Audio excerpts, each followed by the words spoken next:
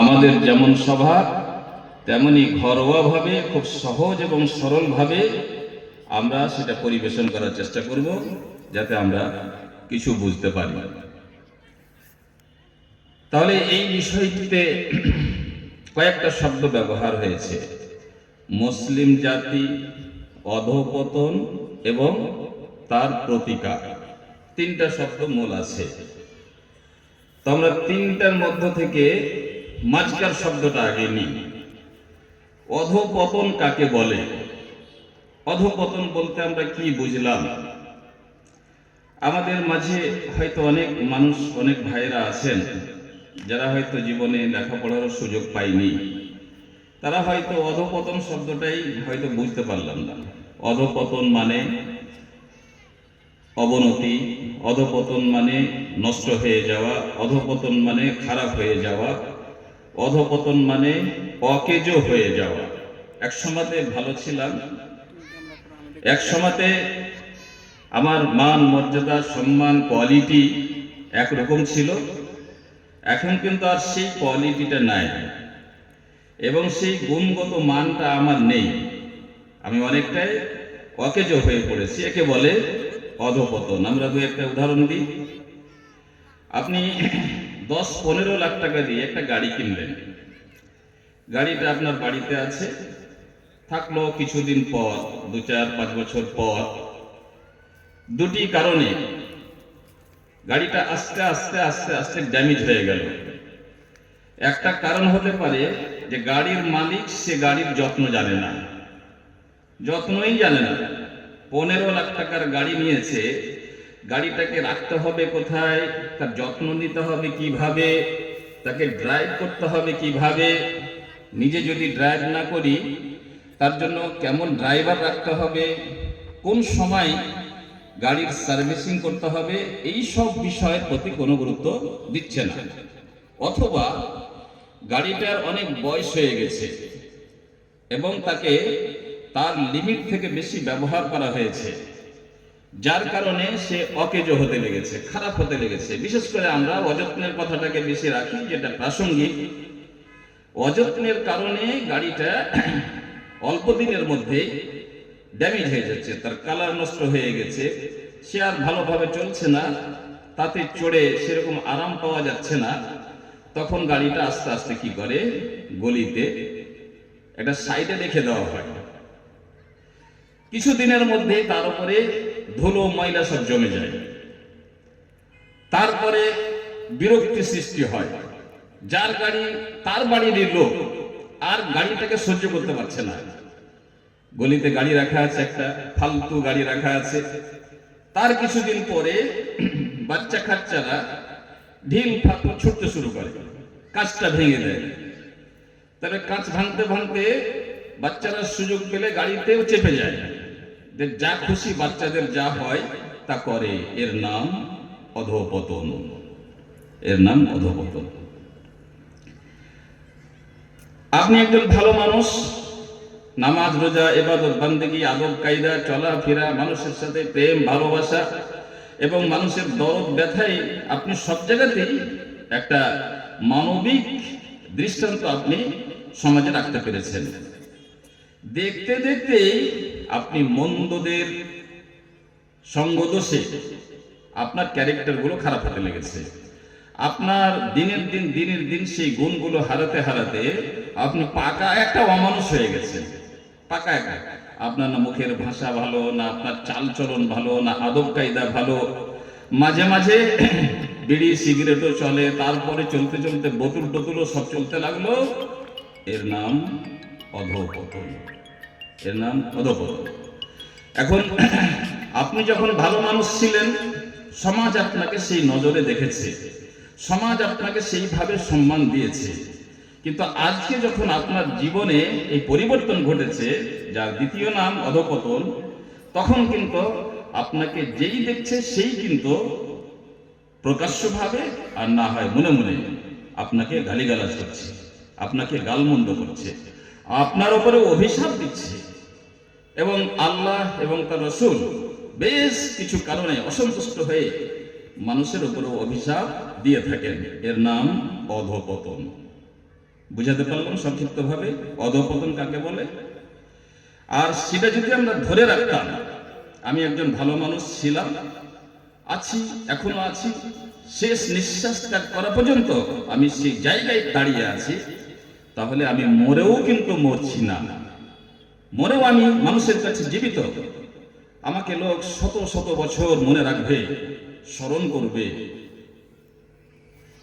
এটা যদি না করতে পারি, বরং মানুষ আকাঙ্ক্ষা করতে লাগবে যে হারামজাদা মরবে কবে, এর নাম অধঃপতন। তাহলে এই শব্দটা যদি আমরা বুঝে থাকি, তার বিপরীতটা কি? উন্নতি, অগ্রগতি, ভালোর দিকে চলে যাওয়া। উন্নতি, অগ্রগতি, তার বিপরীতটা এটা। এবার এই শব্দটা বোঝার পরে আমরা আসি যে মুসলিম জাতি, মুসলিম মিল্লাত কিংবা মুসলিম সমাজ, এটা আরেকটা শব্দ আমাদের। তো এটা পরিতাপের বিষয়, একটা মানে কি বলে, একটা ধাঁধা, এক অন্ধকার, এক অস্পষ্ট এক ধ্যান ধারণা যে মুসলিম কাকে বলে। মুসলিম হওয়ার জন্য একটা মানুষের ভিতরে ন্যূনতম কি গুণ থাকতে হয়, সে কথাও আমরা জানার চেষ্টা করছি না। অবহেলা, অবহেলা, উদাসীনতা, মানে যাকে বলে সীমা ছাড়া, সীমা ছাড়া। মুসলিম হওয়া সবচাইতে একটা সস্তা ব্যাপার হয়ে দাঁড়িয়েছে আমাদের মাঝে, অথচ পৃথিবীর মধ্যে সবচাইতে জটিল, সবচাইতে কঠিন, সবচাইতে সূক্ষ্ম, সবচাইতে সৌভাগ্যের বিষয়, সবচাইতে পৃথিবীর মূল্যবান জিনিস যদি কিছু থাকে, সেটা হচ্ছে ইসলাম এবং ঈমান। আপনার দেহ, আপনার রক্ত, আপনার মান, আপনার ইজ্জত, আপনার দেহের উপরে জড়ানো কাপড়টা যতটা ইম্পর্টেন্ট নয়, তার চাইতে লক্ষ গুণে বেশি প্রয়োজন আপনার জীবনে ঈমান যথার্থ রূপে আছে না নাই, ইসলামকে আপনি যথার্থ রূপে বুঝেছেন না বুঝেননি। আমাদের বাদিয়া সোসাইটিতে একটা প্রবাদ আছে, এক বেটি ছেলে, মেয়ে ছেলে, হোঁস টোস কম, মোটা হোঁস, তার বিয়ে শাদী ঠিক হয়েছে। তো বিয়ে শাদী যখন সময় কাছে আসে, তো যারা বুদ্ধিমান মেয়ে তারা চিন্তা করে আমার নতুন সংসার কেমন হবে, স্বামীর ব্যবহার কেমন হবে, শাশুড়ির জ্বালাতন কেমন হবে, ইত্যাদি ইত্যাদি বিষয় নিয়ে সে বেশ খানিকটা চিন্তিত থাকে। দানা পানি কম খায়, হাসি খুশি হারিয়ে যায়, একটা আতঙ্কের মতো পরিবেশ তৈরি হয়। কার? যার কাছে বুদ্ধি আছে, জ্ঞান গরিমা আছে, যে সেই বিষয়টাকে সেইভাবে ভাবতে পারছে, কি হবে আমার, সুখ হতে পারে, দুঃখ হতে পারে, স্বামীর পিটনও চলতে পারে, শাশুড়ির জ্বালাতনও চলতে পারে, আল্লাহ আমার কপালে যে কি আছে, চিন্তায় চিন্তিত থাকবে।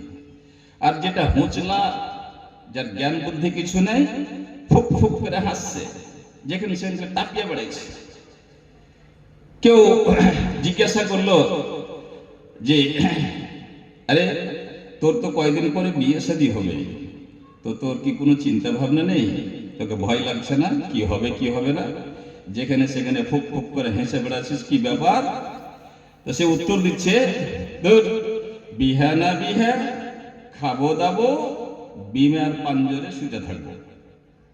তার কাছে বিয়ের ধারণাটা এরকম, বিয়ে না বিয়ে, খাবো দাবো, বিমার পাঞ্জরে শুতে থাকবো, এটা হচ্ছে বিয়ের অর্থ। ঠিক এক একটু 19-20 ছাড়া আজকে আমাদের সমাজের যারা মানুষ, যারা নিজেকে মুসলিম ভাবছে, যারাকে মুসলিম হওয়ার দাবি নিয়ে যারা চলছে, 1% নয়, 0.5% বাদ দিয়ে প্রায় তাদের 99.5% মানুষের ধ্যান ধারণা এইরকমই হয়ে গেছে, খাবো না দাবো, বিমার পাঞ্জরে শুয়ে থাকবো। মুসলমান হওয়ার ব্যাপারটা ঠিক তার কাছে এইরকমই হয়ে গেছে। আরে মাঝে মাঝে টুপি পাঞ্জাবি না হয় একটা টুপি টাপি লাগিয়ে কোনোদিন জুমায় কোনোদিন জানা যায় হাজির হয়ে গেলে মুসলমান হওয়া যায়। কাপড় চোপড় এগুলো ঠিক থাকলে মুসলমান হওয়া যায়। বাপের নাম আব্দুল জব্বার, মায়ের নাম আমিনা, মুসলমান হওয়া যায়, অসুবিধা নেই। আমার বাড়ি মসজিদের পাশে, আমার বাড়ি এক এমন গ্রামে যেখানে মুসলমানেরা বসবাস করে, বাপ মুসলমান, মা মুসলমান, গ্রাম মুসলমান, দাদা মুসলমান, ইত্যাদি ইত্যাদি বিভিন্ন পারিবারিক এবং গ্রাম্য মাতৃ পিতৃ সূত্রে আমি মুসলমান। আমার এটুকাই মুসলমান হওয়ার জন্য যথেষ্ট। ঠিক সেই মেয়ে ছেলেটা যে তার দাম্পত্য জীবন সম্বন্ধে কোনো কিছু ভাবতে পারেনি, খাবো দাবো বিমার পাঞ্জরে শুতে থাকবো, গরুর গোশ খেয়ে নিলে মুসলমান হওয়া যাবে। পার্থক্যটা কি? কে মুসলমান কে অমুসলিম? আমরা গরুর গোশ খাই এই জন্য মুসলমান, আর অন্যটা গরুর গোশ খাই না এই জন্য সে মুসলমান নয়। এরকম হয়ে যায় নাকি ব্যাপারটা? মুসলমান তো আমরা মুসলমান হওয়ার যে ধারণা নিজের কাছে পোষণ করেছি, এখানে ওলামায়ে কেরামেরা বসে আছেন, এক পয়সা আল্লাহর কাছে কোনো দাম নেই, দাম নেই। আরে পরিতাপের বিষয় যে মুসলিম জাতির অধঃপতন তো তখনই হবে, তারা মুসলিম কখন হয়েছে এটাই তো খোঁজ করতে হবে আগে। মনে রাখবেন, এই ধরনের ধ্যান ধারণা নিয়ে মুসলিম হওয়া যায় না। হালালের ঠিক নাই, হারামের ঠিক নাই, আকীদার ঠিক নাই, তাওহীদ জানি না, আহকাম জানি না, দ্বীনের ন্যূনতম বিষয়বস্তুগুলো আমি জানছি না, জানারও চেষ্টা করছি না, জানি না, তার জন্য অনুতপ্তও নাই, অনুশোচনাও নাই, কোনো কিছুই নাই। জানোয়ারের মতো সম্পূর্ণ নিজের ইচ্ছা মতো জীবন যাপন করতে আমরা অভ্যস্ত। আল্লাহর প্রতি আমরা নাউজুবিল্লাহ দয়া করতে শিখেছি। আল্লাহ আমার উপর দয়া করবে, আল্লাহর প্রতি আমরা দয়া করার মতন অভ্যাস তৈরি করেছি, স্টাইল তৈরি করেছি। দয়া হলে আমি একদিন নামাজ পড়ব, দয়া হলে একদিন জুমা পড়ব। আল্লাহর প্রতি আমরা দয়া করতে লেগেছি, নাউজুবিল্লাহ। দয়া হলে জানাজায় যাব। আমার যদি দয়া হয় আল্লাহর উপরে, তাহলে আমি মাঝে মাঝে ইসলামের কোন একটা বিষয়কে প্র্যাকটিস করব, নইলে নয়। যেরকম মেন যেটা মিল, আমাদের খাবার দাবার, রুটি ভাত সকাল বিকালে যেটা খাবার হয়, সেই খাওয়ার পর অতিরিক্ত একটা খাবার। কোথাও গেলাম তো মনে হলো তো চা খেয়ে নিলাম এক কাপ, মনে হয়েছে যে একটু ঝালমুড়ি খাবো, মনে হয়েছে, অনেকের মনে হয় না। আমাদের ইসলামটা কিন্তু চা আর ঝালমুড়ির মতন হয়ে গেছে। আমরা মুসলিম হইনি তো মুসলিমের অধঃপতন কোথা থেকে হবে? হইনি তো। আমি গাড়ি কিনিনি, আর আমার গাড়ির ড্যামেজ হলো কিনা, গাড়ি চলে না, এই নিয়ে আমি ব্যস্ত হচ্ছি যদি অহেতুক ব্যস্ততা। মুসলমান হতে গেলে ন্যূনতম কোনো যোগ্যতার প্রয়োজন আছে, অথচ খুবই সাধারণ বিষয় এটা। আমরা বিনা যোগ্যতাতে কাউকে সম্মান করি না। এখানে মৌলানা শাহাবুদ্দিন সাহেব আছেন। মৌলানা শাহাবুদ্দিন সাহেবের পেটে যদি আরবি জ্ঞান বিদ্যা কোরআন হাদিস না থাকে, এই লোকটাকে কেউ মৌলানা বলবেন কি? বা শাহাবুদ্দিন সাহেবের আর একটা ভাই আছে যে বুখারী জানে না, মুসলিম জানে না, আবু দাউদ দেখেনি, তিরমিজি দেখেনি, তাকেও কি মৌলানা বলবেন? এই জন্য যে এটা শাহাবুদ্দিনের ভাই বলবেন? এখানে কেউ হয়তো ডাক্তারও আছেন, ডাক্তার যিনি চিকিৎসা বিদ্যা সম্বন্ধে অবগত, কখন কোন অসুখে কোন ওষুধ লাগে সেটা পড়াশোনা করেছেন, সেটা জানেন, তাকে আপনি আর ডাক্তার বলি। কিন্তু তার 14 গোষ্ঠীকে ডাক্তার বলি কি? তার ছোট ছেলে, তার বড় ছেলে জানে না, মাধ্যমিক পড়েছে, আর্টস দিয়ে পড়ছে, ইংলিশ দিয়ে পড়ছে, চিকিৎসা সম্বন্ধে তার কোনো জ্ঞান নেই। তাহলে একজন ডাক্তার, বাবা ডাক্তার, তার জন্য তার 14 গোষ্ঠীকে আপনি ডাক্তার মেনে নেন কি? বিনা যোগ্যতায় মেনে নেবেন? এখানে আপনাদের মধ্যে অনেকের বাড়ি করার প্রয়োজন আছে, তা আপনি কোন লোকটার কাছে যাবেন আপনার বাড়িটা করার জন্য? কোন লোকটার কাছে যাবেন? যার ভিতরে এই কলা, এই বিদ্যা আছে, যে ইট পাথরের পরিমাণ জানে, সিমেন্টের পরিমাণ জানে, কত মাপের রড লাগবে, কিভাবে সেটাকে গাঁথনি করতে হবে, কিভাবে ডিজাইন করতে হবে, এইরকম একটা জ্ঞান সম্পন্ন মানুষের কাছেই তো আপনি যাবেন না। মিস্ত্রির ছোট বেটা, বড় বেটা, তার বাপ চাচা সবাইকে আপনি মিস্ত্রি মনে করবেন, যোগ্যতা থাকুক আর না থাকুক। আমার ভিতরে, আপনার ভিতরে, আমাদের সমাজের হাজার হাজার মানুষের ভিতরে ইসলামের কোন জ্ঞান, ইসলামের কোন আমল, ইসলামের কোন ব্যথা দরদ আছে কি নাই নির্বিশেষে তারা সকলেই মুসলমান হওয়ার দাবি করছে। এই দাবি মিথ্যা, এই দাবি মিথ্যা। এই দাবির পরিণাম এটা হবে যে দলের দলের সাথে জাহান্নামে যেতে হবে, জান্নাতের মুখও দেখতে পাওয়া যাবে না। সময় থাকতে সতর্ক হন। আল্লাহর কিছু আসে যায় না। এক হাদিসের মধ্যে আছে, সারা পৃথিবীর মানুষ যদি সব কাজকর্ম বন্ধ করে দিয়ে এইরকম একটা কোনো ময়দানে দাঁড় হয়ে সবাই আল্লাহ আল্লাহ করে, আল্লাহর ইবাদত বান্দেগীতে রত ব্যস্ত হয়ে যায়, আল্লাহর কোনো সম্মানে একটুকু কিছু বাড়বে না, বৃদ্ধি হবে না। কারণ আল্লাহর সম্মান কাউরির অপেক্ষা করে না, আল্লাহ কাউরির মুখাপেক্ষী নন। তার উল্টোটাই যদি হয়, সারা পৃথিবীর মানুষ যদি সমবেত হয়ে আল্লাহকে গালিগালাজ করে, আল্লাহর বিরুদ্ধে স্লোগান করে, তাতে আল্লাহর রাজত্বে কোনো কিছুই কমবে না।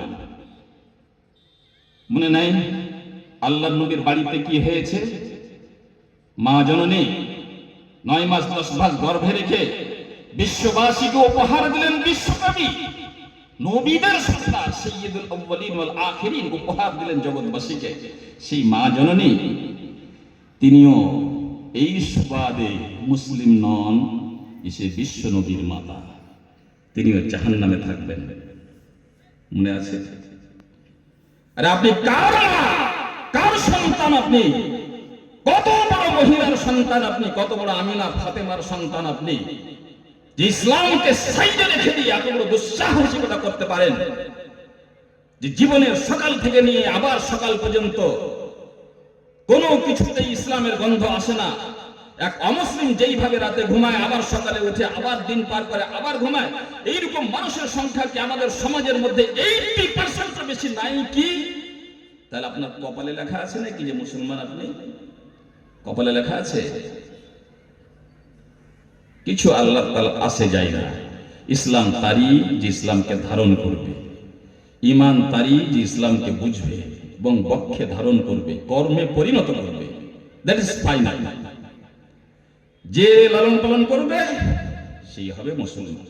মনে আছে নবী করিম সাল্লাল্লাহু আলাইহি ওয়াসাল্লাম আমাদের মতো এই টালবাংলা, হাতিচাপা, হরিশ্চন্দ্রপুর, মালদা, মুর্শিদাবাদ, দেশ জুড়ে, রাষ্ট্র জুড়ে, সারা দুনিয়া জুড়ে মুসলমানদের যে পরিস্থিতি, এইরকম সমাজকে সামনে রেখেই বলেছেন যে 1000টার মধ্যে 999টা যাবে জাহান্নামে আর একটা যাবে জান্নাতে। মনে করছেন নাকি সবটি কাফেরেরা যাবে? না, ওই সংখ্যা মিলবে না, তো মিলবে না। আপনি ম্যাথমেটিক্সের যত ফর্মুলা আছে সেগুলো আজ বিশ্বে যত মানুষের সংখ্যা, তার সাথে আপনি যোগ বিয়োগ গুণ ভাগ যতই কিছু করেন, কোনোটাই মিলবে না। আল্লাহর নবী যে কথা বলেছেন তার মানে হচ্ছে অনেক মানুষ যারা ঈমানের দাবি করেছে আসলে ঈমানদার নয়, অনেক মানুষ যারা মুসলমান মনে করে নিজকে তারা আসলে মুসলমান নয়, তাদের মধ্যে থেকে নিয়ে এই সংখ্যাটা পূরণ করা হবে। তাহলে মুসলিম হতে গেলে কি লাগবে, কি লাগবে সেটা আমি আলোচনা করব। এবং অধঃপতনের মূল যেটা 4টা কারণ, যেখান থেকে আরো অন্য কারণগুলো সৃষ্টি হয়েছে, আমি সেটা খুব সংক্ষিপ্তভাবে বোঝানোর চেষ্টা করব। মুসলিম হতে গেলে কি লাগবে, এবং যারা কি লাগবেটাকে বুঝেছিল, যারা ইসলামকে সত্যিকার অর্থে বুঝেছিল এবং তারা নিজের জীবনে বাস্তবায়িত করেছিল, নিজের জীবন, নিজের ধন সম্পদ, নিজের আল আওলাদ, নিজের সন্তান সন্ততি থেকে ভালোবেসেছিল, যারা প্রতি মুহূর্তে তৈরি থাকতেন যে জীবন যায়, সম্পদ যায়, মাল যায়, ধন যায়, দেশ যায়, যার তাতে আমার কোনো অসুবিধা নয়, কিন্তু আমাকে ঈমান ধারণ করে থাকতে হবে, ইসলামকে নিজের বুকে জড়িয়ে থাকতে হবে। মক্কা থেকে মদিনা হিজরত, মক্কাতে ইসলামের দাওয়াত চলাকালীন যে মানুষের পরিস্থিতি, আল্লাহ রসুলের সামনে এসে বলা হচ্ছে আল্লাহ রসুল সুমাইয়াকে শহীদ করে দেওয়া হয়েছে, এবং সুমাইয়ার লজ্জায় স্থানে তারা এমন ভাবে আক্রমণ করেছে বেচারা সঙ্গে সঙ্গে শহীদ হয়ে গেছেন। এ ধরনের কত ঘটনা আল্লাহ নবী শুনেছেন।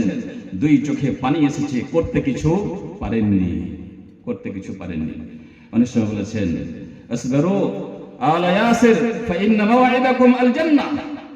এ ভাই আলে ইয়াসির, ইয়াসিরের যারা আত্মীয় স্বজন, তারা ঘটনা তো খুব মর্মান্তিক, এর প্রতিশোধ নেওয়া তো উচিত, কিন্তু এখন আমাদের এই অবস্থা নেই। সুতরাং ধৈর্য ধারণ করো, তোমাদের জন্য আল্লাহর পক্ষ থেকে ওয়াদা রইল জান্নাতের। এই সাময়িক বা ক্ষণস্থায়ী দুঃখ কষ্টকে তোমরা সহ্য করে নাও। মনে নেই সেই সব কষ্টগুলা? তারা এত কষ্ট করে মুসলমান হতে পেরেছিল, আর আপনি ইসলামের জন্য জীবনে কোনো কষ্ট করেছেন? মনে পড়ছে আপনার? মনে পড়েছে যে আপনি ইসলামকে বাঁচাবার জন্য কষ্ট করেছেন, ত্যাগ করেছেন? যারা ছোট বড় কথা শুনেছেন কাউরির কাছে? এটা আমাদের বাপত্তির সম্পত্তি। বাপদাদারা মুসলমান, আমরা মুসলমান। তারা জন্মে দিয়েছে, আমরা জন্মে গেছি, বাস মুসলমান। আমাদের চলন, আমাদের ফিরন, আমাদের কথাবার্তা, আমাদের আচার আচরণ, আমাদের জীবনের কোথাও যদি আমরা ইসলামকে খুঁজে বের করতে চাই তো কঠিন, পাওয়া যাবে না ইল্লা মান রাহিমাল্লাহ। তার মাঝেও আল্লাহ পাক কিছু লোককে সেই পথে পরিচালিত রেখেছেন। এই জন্য আমরা শুরুতেই বলেছি যে সেই মহান আল্লাহর প্রশংসা, যিনি আমাদের সৃষ্টি করেছেন, সুস্থ রেখেছেন এবং এত ভেজালের মাঝেও সুপথে পরিচালিত রেখেছেন। আর একবার বলুন আলহামদুলিল্লাহ। আমরা যারা এখানে আছি, যেটি খেপালালহা, সমানের নজরে এটি খেপালালহা, এদের বুদ্ধি শুদ্ধি কম, ওই জন্য ওখানে চলে গেছে। আর যেটি হুঁশিয়ার, সেটি বাড়িতে বসে আছে। এই খেপালালহাটি আমরা বলি আলহামদুলিল্লাহ।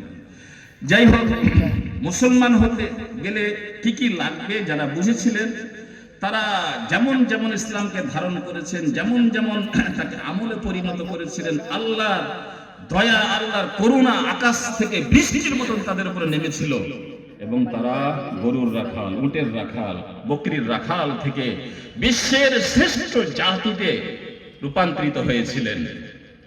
তারা বিশ্ব সভ্যতাকে নতুন করে তারা গড়ে দিয়েছিলেন।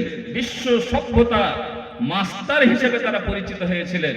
যখন ইউরোপের মানুষেরা লেখাপড়া জানতো না, যখন আমেরিকার জন্ম হয়নি, বা উল্লেখযোগ্য কোনো সভ্যতা, মানবতার সভ্যতা সেই যুগ পর্যন্ত গড়ে ওঠেনি। জুলুম অত্যাচারের সাম্রাজ্য কায়েম ছিল, পারস্য সাম্রাজ্য কায়েম ছিল, রোমান সাম্রাজ্য কায়েম ছিল, যেখানে মানুষকে শিরক এবং মানুষের উপরে মানুষের শোষণ, শাসন, বিভিন্ন ধরনের অমানবিক সভ্যতা তো অবশ্যই ছিল, কিন্তু সত্যিকার অর্থে মানবতার সভ্যতা, যেখানে একটি মানুষ পাবে শান্তি এবং একটি মানুষ পাবে ন্যায়, এটা মানুষ সত্যিকার মাবুদের সাথে জড়ে থাকবে এবং তার ইবাদত বান্দেগী করবে এবং তার মানবতার সম্মান রক্ষা করতে পারবে, এইরকম সভ্যতা এখন পর্যন্ত গড়ে ওঠেনি। সেই সব মানুষ, সেই ইমানদার, সেই মুসলমান যারা প্রথম সারির মুসলমান, তারা সেই সভ্যতাকে মানুষের সামনে তুলে ধরেছিলেন। তারা মাস্টার অফ সিভিলাইজেশন হয়েছিল। তারপরে তারাকে নিজেকে গড়তে, বুঝতে, শিখতে একটু সময় লেগেছিল। তারপরে বিশ্ব সভ্যতাকে তারা সব কিছু দিয়েছে, যা আজকের যুগে মনে করা হয় যে ইসলাম বা মুসলমানেরা শুধু ইবাদত বান্দেগী করতে জানেন না। বন্ধুগণ, আপনি ইতিহাস পড়তে শিখুন, আপনি নিজের জাতির গৌরবময় ইতিহাসগুলো একবার পড়ার চেষ্টা করুন, জানার চেষ্টা করুন তারা কি কি করেছে। তারা পৃথিবীকে সায়েন্স এবং বিজ্ঞানের উল্লেখযোগ্য সমস্ত বিষয়ে তারা আবিষ্কার করে পৃথিবীবাসীকে দিয়েছে। আমাদের দুর্ভাগ্য, বগদাদের ইতিহাসের পরে, বগদাদের অধপতনের পরে আমাদের বইগুলো, আমাদের সেই মহাপুরুষদের বইগুলো তারা চুরি করে করে বলাট পাল্টে পাল্টে নিজের নাম লিখে নিয়েছে। কিন্তু আজও বিশ্বে বীজগণিত, তারপরে বিজ্ঞানের বিভিন্ন শাখা, এরোপ্লেন থেকে নিয়ে মাটির দুর্বীক্ষণ যন্ত্রের সাহায্যে মাটির তলায় যত রকমের উপাদান থাকতে পারে যা মানুষের কাজে লাগতে পারে, সব জায়গাতে মুসলমানেরা, এই কোরআন পড়নেওয়ালারা, এই হাদিস পড়নেওয়ালারা, এই ইমানের দাবি করনেওয়ালারা, ইসলামের দাবি করনেওয়ালারা বিশ্বে ডঙ্কা বাজিয়েছেন। কতদিন পর্যন্ত? 1200 খ্রিস্টাব্দ পর্যন্ত বাজিয়েছেন। তারা একই সাথে সায়েন্টিস্ট, তারা একই সাথে কোরআনের হাফেজ, তারা একই সাথে বড় মাপের বৈজ্ঞানিক, তারা একই সাথে রাতের তাহাজ্জুদ গুজার।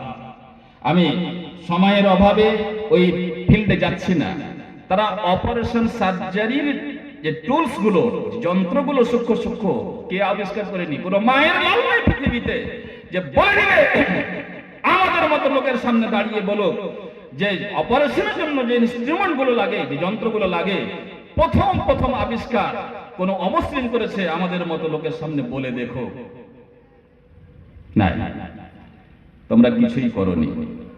তাদের কাছ থেকে শিখে শিখে পরে ধারণ করেছে। আজ মানুষের কাছে ধারণা হয়ে গেছে যে এগুলো আমেরিকায় হচ্ছে, ইউরোপে হচ্ছে, জাপানে হচ্ছে, অমুক জায়গায় হচ্ছে, ধমুক জায়গায় হচ্ছে।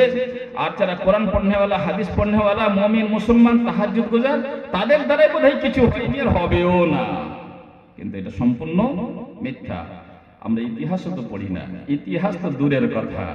রোজ সূরা ফাতিহা পড়ি নামাজে, সূরা ফাতিহার বাংলা তর্জমাটা তো জীবনে পড়ার তৌফিক হলো না।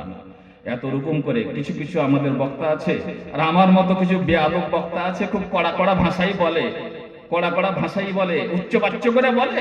তাও তো লজ্জা শরম হয় না যে সূরা ফাতিহারই মানেটা একদিন পড়ি। প্রত্যেক নামাজে তো পড়তে হচ্ছে, তার মানেটা কি একবার পড়ি তো। ইতিহাস, ওই সেই যুগের ইতিহাস পড়ার তো টাইম নেই আমার কাছে। পাবজি খেলার টাইম আছে, অমুক খেলার টাইম আছে, ধমক খেলার টাইম আছে, বাকার করার টাইম আছে, সকাল বিকাল নিয়মিত স্ট্যান্ড বাজি করার টাইম আছে। পানের দোকানে, চায়ের দোকানে চা খাওয়া হলো, ওখানকার গল্প শেষ হলো, আর এক জায়গায় ফোঁফা দিয়ে ধুলাটি ঝাড়া আর একবার বসলো, আর একবার গল্প চললো। এইরকম উল্টো পাল্টো কাজ করার আমাদের কাছে বহু সময় আছে। কিন্তু নাই, তারা হচ্ছে সত্যিকার অর্থে মুসলিম, এবং তারা পৃথিবীকে ঢোল বাজা করে বাজিয়ে দিয়েছেন। তারা আজকে ঢোলের মতো বাজছে। তারাকে এখন কেউ ঢোল পিটা করে পিটছে, কারণ তাদের অধঃপতন হয়েছে। কি অধঃপতন হয়েছে? তারা ইসলাম কি জিনিস বুঝে না। তারা যারাও যেটুকু বুঝছে তারা তার প্রতি আমল করছে না। তারপরে ইসলামের মূল স্রোত যেটা তাওহীদ, সেই তাওহীদকে অবহেলার দৃষ্টিতে দেখছে, এবং সে তাওহীদ ভালো করে বুঝে না। তাওহীদের যে পরিপন্থী জিনিস, শিরক, বিদআত, বিভিন্ন ধরনের কুসংস্কার, সেগুলিকে অনেক সময় অনেক মানুষের প্ররোচনায় পড়ে সেগুলোকে আংশিকভাবে কিংবা পুরোপুরিভাবে ধারণ করে যাচ্ছে। আর কোরআন হাদিস তার সামনে আছে, তারপরেও তারা আলাদা একটা ইসলাম নিজের জীবনের জন্য তৈরি করে নিয়েছে। বিশেষ করে আমাদের আহলে হাদিস সমাজ, যারা আল্লাহর বিশেষ দয়া জন্মসূত্রে হলেও অনেকগুলি শিরক খুরাফাত থেকে বেঁচে আছি, কিন্তু আমাদের মধ্যে আবার আমলের এত অভাব। আমাদের পরিবারটার দিকে একবার দেখুন তো। আমি পরিবারের গার্জেন একটা, আমার 4-5টা ছেলে মেয়ে,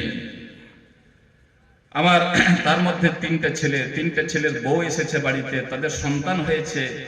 আমাদের সকাল থেকে নিয়ে বিকাল পর্যন্ত, আবার বিকাল থেকে সকাল পর্যন্ত বাড়ির রুটিনটা কিরকম ভাবে যাচ্ছে আমি কি ব্যাখ্যা করব? ব্যাখ্যা করার প্রয়োজন নেই। তবে আমি এখন আসি ঘরোয়াভাবে বিষয়টা আলোচনা করছি। আমি বুঝতে পারছি যে সময় খুব কম এবং পরিবেশটাও সেরকম নয়। তো তারা কি বুঝেছিল, আমাদের কি বুঝতে হবে?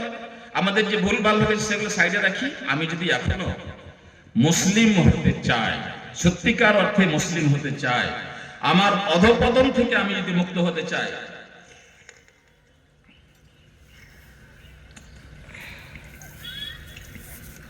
আমি যদি আমার অধঃপতন থেকে মুক্ত হতে চাই, আবার ভালো মানুষ হতে চাই, ভালো একজন মুসলিম হতে চাই, মুসলিম হয়ে বেঁচে থাকতে চাই, এবং মুসলিম হয়ে মরতে পারি যেন, মুসলিম হয়ে কবরে ফেরেশতাদের সামনে দাঁড়াতে পারি যেন, মুসলিম হয়ে রোজ হাসরের মাঠে মুসলিমদের দলে দাঁড়াতে পারি যেন, হিসাব কিতাবের সময় আমাকে যেন মুসলমানদের লাইনে খাড়া করা হয় যেন, আমাদের এই যদি ইচ্ছাটা থাকে, তাহলে আমাদের যেটা করতে হবে খুবই সংক্ষিপ্ত এবং ঘরোয়াভাবে আমি আলোচনা করছি। প্রথম কাজ হচ্ছে আপনাকে জ্ঞান অর্জন করতে হবে। জ্ঞান অর্জন করতে হবে। এই যে মৌলানা সাহেব জ্ঞানের কথা আর কইয়েন না, জ্ঞান তো ভারদাম চলছে। 10 কাঠা পরে পরে মিশন, 10 কাঠা পরে পরে ছোট বড় নার্সারি, স্কুল কলেজের অভাব নাই। মাওলানা সাহেব নতুন করে আমরাকে কি বুঝাচ্ছেন? এরকমই ব্যাপার নাকি? আল্লাহ কোন জ্ঞান অর্জন করতে বললেন? জ্ঞান মানে এখানে কি আমরা কোনোদিন ভেবে দেখার চেষ্টা করছি না। আমরা মানে যেই কোনো জিনিস, যেই কোনো স্কুল কলেজ মাদ্রাসায় মানে কোনো ছেলে মেয়েকে দিয়ে দিলেই আমরা মনে করি যে আল্লাহর এই দাবিটা বোধহয় পূরণ হয়ে যাচ্ছে। আপনার জ্ঞান থাকতে হবে, সেই জ্ঞানটা আবার ব্যাখ্যা করা হয়েছে। জ্ঞানটা 3টা জিনিসের সমষ্টি। কি কি জ্ঞান থাকতে হবে আপনার ভিতরে? সর্বপ্রথম হচ্ছে মারিফাতুল্লাহ, আল্লাহর সম্বন্ধে, আল্লাহর সম্বন্ধে আপনার কাছে জ্ঞান থাকতে হবে। আচ্ছা, ওরে মাওলানা সাহেব কি কথা বলেন, আল্লাহ সম্বন্ধে কি আমরা কিছু জানি না? অবশ্যই জানেন। আমি কি হাত তুলতে বলবো যে আল্লাহ সম্বন্ধে 5টা কথা জানেন গোছগাছ করে? এরকম কয়টা লোক আছেন এখানে? আল্লাহ সম্বন্ধে মাত্র 5টা কথা গোছগাছ করে জানেন এরকম লোকটি হাত উঠান। উঠান। মাশাআল্লাহ, 1 জন 2 জন 3 জন 4 জন 5 জন। 5টা কথা বুঝতে পারছেন অবস্থাটা? 5 জন হাত উঠিয়েছে। আল্লাহ সম্বন্ধে, আল্লাহ আমার মনিব, আল্লাহ আমার সৃষ্টিকর্তা, আল্লাহ না হলে আমি এক পা চলতে পারবো না, আল্লাহ জান্নাত বানানেওয়ালা, আল্লাহ জাহান্নাম বানানেওয়ালা, আকাশ জমিন ইত্যাদি ইত্যাদি। আর সেই আল্লাহর প্রতি ঈমান রাখার দাবি করে চলেছি, আর তার সম্বন্ধে 5টা কথা জানি না। এই হচ্ছে আমাদের অবস্থা। আমাকে আল্লাহ সম্বন্ধে জানতে হবে। আমাকে জানতে হবে বলতে আমাকেই যেমন জানতে হবে, আমার সন্তান সন্ততিকে জানতে হবে, আমার স্ত্রীকে, আমার পরিবারের সমস্ত মানুষরাকে আল্লাহ সম্বন্ধে সম্যক একটা ধারণা রাখতে হবে।